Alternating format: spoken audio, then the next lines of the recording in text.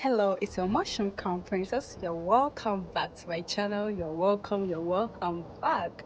So I went on a long break, long break to complete my thesis, my work. Yes. So in our previous video, the welcome video, I told you why I left. But in the comment section, there was a lady, I guess, who asked a question on the incubation room. What should be the condition? So today I'm going to go on a tour with you in my incubation room so that you see how it looks like, and then you can also structure your incubation room like that. And before we start, do want to hit on the subscription button to join the lovely team. It's everything mushroom and vegetables. We talk about the incubation room for mushroom production. We are looking at a room with a room temperature, a room with a room temperature. Yes, so yeah, the temperature in your room should be between 25 and 29 degrees Celsius. It shouldn't exceed that. 30, the mycelium can survive, but when it's going to 31, 32, 33, it becomes very difficult for the mycelium to survive or colonize through your bags for you. So always maintain this temperature between 22, 23 up to um 30 maximum. Okay, and then 23 to 25 is the best. 23, 25, if you can maintain it, 23 to 25 is the best for colonization in your incubation room. And the incubation room doesn't have to be hot. Okay, it doesn't have to be hot. So someone will also ask that if I don't have a thermometer or something to measure the temperature or take the temperature of my incubation room, how do I go about it? So the traditional way to whether your incubation room temperature is cool and good for your mycelium, just grab your chair,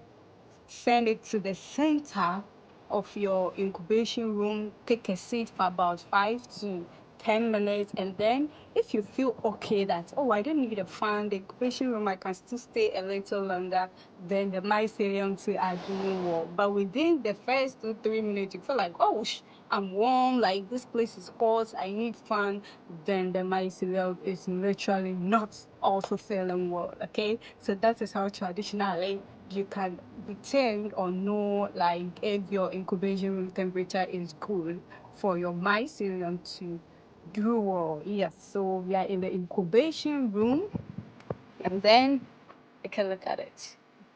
And this incubation room was built using bamboo, okay?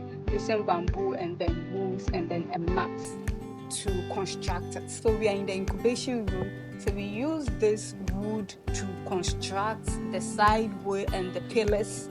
We use the wood to construct it, okay? And then we use the nets. So this is kind of like mosquito nets, or when you go to the market, you say you want a net. Yes, the carpentry nets, what we use on our windows in Africa. Yeah, so you can get this, and there was sunlight through the back. Okay, so I used a black poly to cover to block the sunlight, and then we go here. That is the bamboo.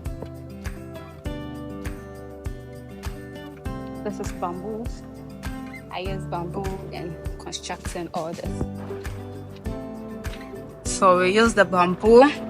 We divide the bamboo into 2 equal parts, and then we nail it against the wood, the pillars. So this is a metal. So when you get a carpenter and he takes a look at this video, he can come up with something great. And this is the entrance. This is one entrance, and there's another entrance over there. So this part, this is the net I was talking about. Yes, kind of like a mosquito net. And the top 2, there was sunlight penetration, so we just use a cloth, then we cover that area. But when the air is blowing, the cloth lifts up and come down, and also direct air into our incubation room. You see the movements of the cloth. Yeah, so this is the side way. We use wood in constructing this, so you can get a wood. This net serves as a barrier for insects not to enter your incubation room. So this is what I was talking about. It's kind of a reflecting of the sun. So that is why I went for the black poly to kind of cover the sun, but a little drop of the sun still came in, right? So this is our second entrance. So this is our entrance. Yeah, that is our entrance. And then we have the traditional mats covering up. We have the traditional mats at the top. So initially we used the zen, okay, the roofing sheet to roof it, and then we use the mat to cover the top. You can use the grasses to roof it, but in the city in Accra I didn't get access to the grasses, so I used the roofing sheet which is there, and then I used the mat to kind of serve as a blockage for direct heat that is attracted by the roofing sheet to come into the cropping house. Sorry, the incubation room. Yeah, so this is it. Wherever the sun reflects, I use the cloth or the black poly to cover it. So I didn't use black poly throughout because the black poly also absorbs heat, so it can make the room very hot. So I used this cloth, but the cloth got shortened, so I just used the black poly for this side and this side, so only two sides. Yeah, and this is the mat for the roofing plus the roofing sheets itself. Okay, then we use metals as the pillar so that it will be strong. Yeah, so this is a metal. And after that, we constructed our shelves. So the shelves too, we have the pillars, okay, that is holding it from the ground. Yeah, so from the ground we have this. We dug holes. Okay, so we first of all created a hose.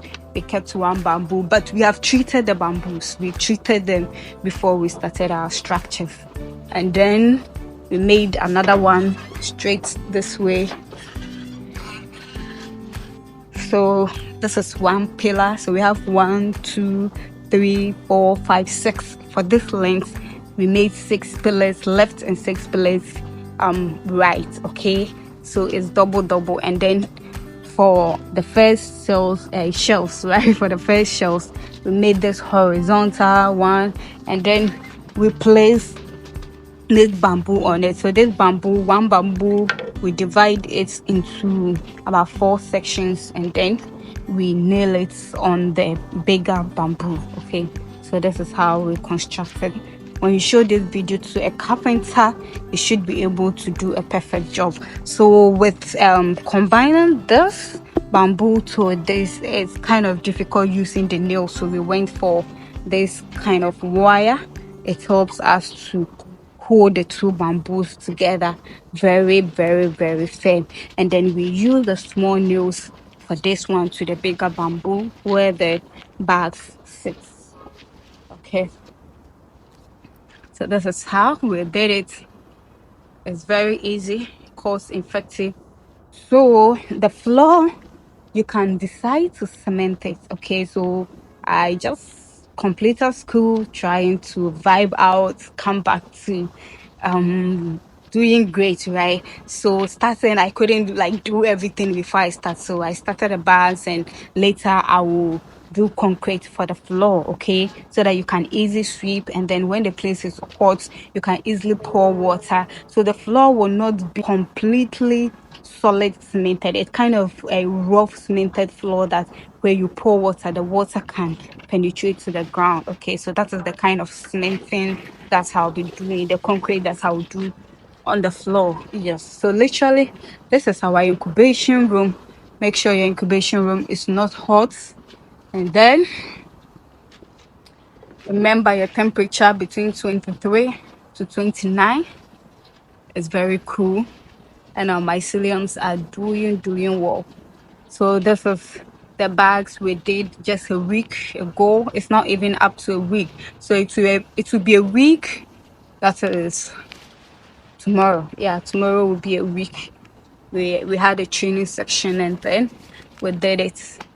And also we have this one, we did it on the 29th of last month, 2023, and it's also doing well. We had this one on the 15th, so you can literally put your date here using this type of solid tape, or you can use marker, temporary marker to label it the day that you worked on it. This one too was done on the 15th, and our bags are colonizing. So we have 2 weeks more. Then most of our bags should be ready to. This one too was done on the 17th. Yeah. So you can do it in batches. You do as your strength can teach you. Okay. I hope this video helped and then answered most of the questions you have in mind. How should I construct my incubation room? You can do something simple. If you also have money and you want to go into fully automated one, you have to get a specialist on board where you have all the installation of the air conditions and everything you need to regulate your temperature. But for traditional method in Africa, there is a way to always grow your mushroom, make your money using available resources, cheaper resources, and still doing great stuff. This is your girl, the crown princess of the edible fungi kingdom, that is mushroom. Yes, if today is your first time, hit on the subscription button to join the lovely team. The training programs are still ongoing, yes. And if you want to support the movement, because after school, I've thought about it that imagine having about 30 youths of my own age out there doing a great agribusiness, even if it is not the cultivation of the mushroom. They buy the fresh mushroom, they add value to it, and they produce. Imagine, just imagine. So I've created this movement that we offer training program at least twice in a month, and it's always a 3 days program, always practical, so you can support for us to acquire the equipment, the materials, the necessary things that we need to mobilize these people. There are people who are from far distance but they want to come and learn. We wish to get accommodation for them at a lowest cost or free. If you can assist, our details are in the description button. Help us join the team. Let us make a better Ghana, a better Africa. Support a girl. Thank you, and I love you for always staying and always watching my videos. God bless you. See you in my next video.